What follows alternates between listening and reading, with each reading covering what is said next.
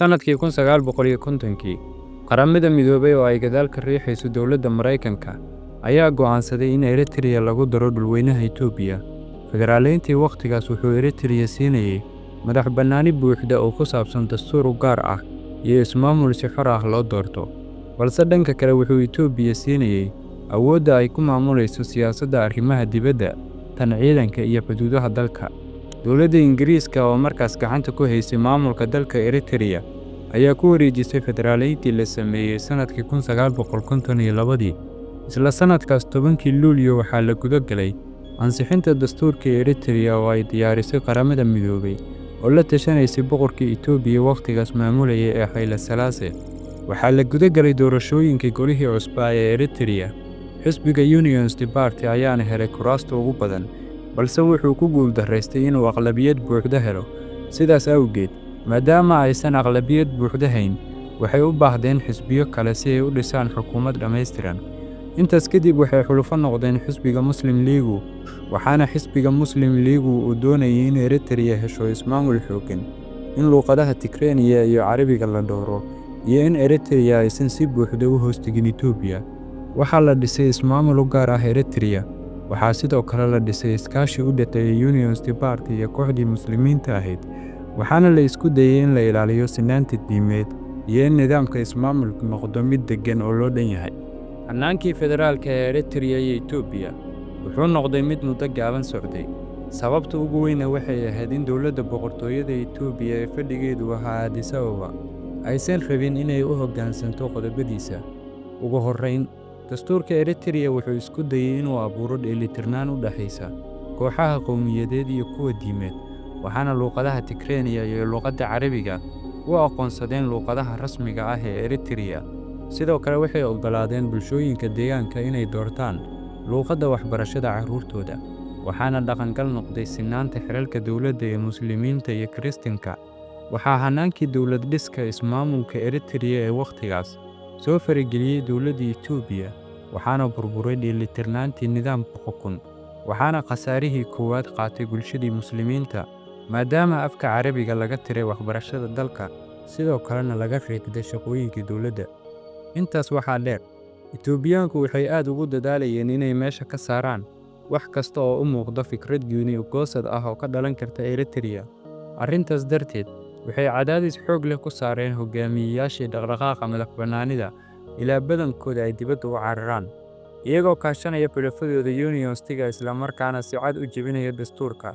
Waxay joojiyeen dhammaan isku dayadii lagu samayn lahaa ururo madax bannaan.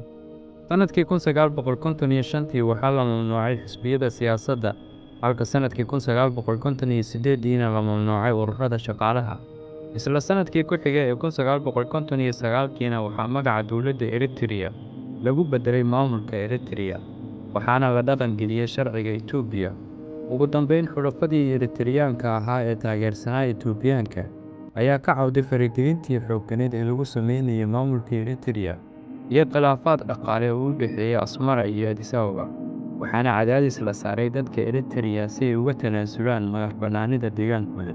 10kii Nofeembar sanadkii 1962, baarlamaanka Itoobiya iyo golaha Eritrea ayaa si mid ah ugu codeeyeen in la baabi'iyo xaaladii federaalka, taasoo Eritrea ka dhigtay gobol caadi ah oo ka tirsan boqortooyada Itoobiya. Isla markiiba afka Tigreeniya waxaa laga mamnuucay waxbarashada, waxaana lagu beddelay afka Amxaariga oo markaas ahaa luqadda rasmiga ah ee Itoobiya.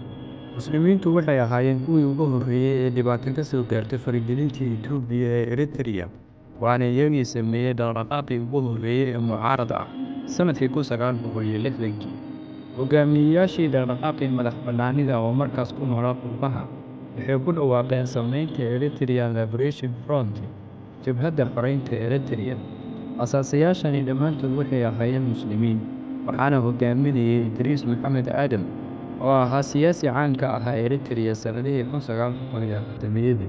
Bartamihii 1960kii, jabhadda ELF waxay samaysatay ciidamo yar, kuwaas oo dagaalo xooggan ku galay galbeedka dalka Eritrea, waxayna jabhaddu bilowgeedii taageero ka heli jirtay bulshadii Muslimiinta ee ku noolaa dooxada galbeed, dhulka hoose ee bari iyo buuraha waqooyi ee dalka Eritrea.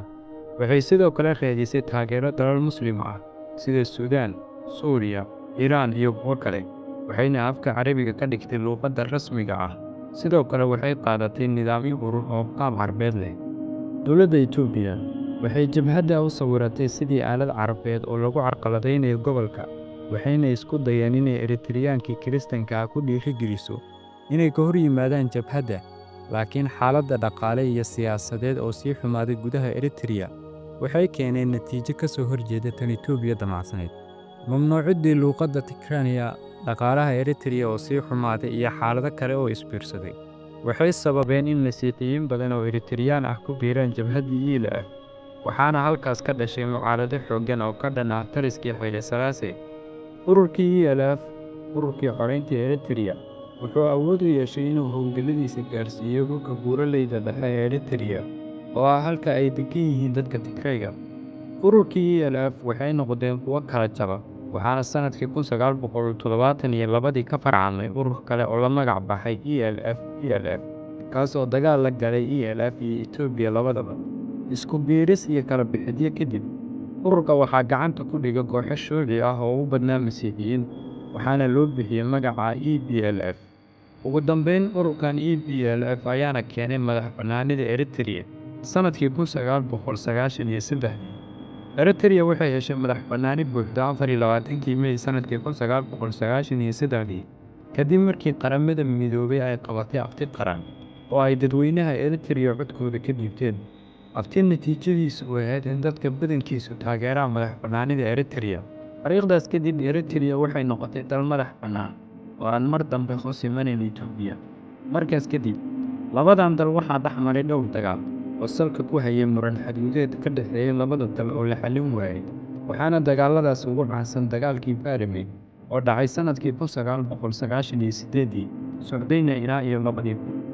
Taariikhda dagaal ee labadan dal waa kuwo aad isu yaqaan.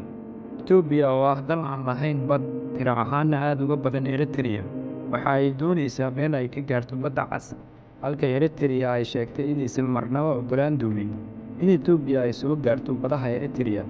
Ra'iisul Wasaaraha Itoobiya Abiy Ahmed Cali, mar uu ka hadlayay damaca Itoobiya ee Badda Cas, wuxuu sheegay in gelitaanka Itoobiya ee Badda Cas uu lumay 30 sano oo dagaal ah ka hor, balse hadda aysan qaadan doonin 30 kale si dib loogu soo cesho.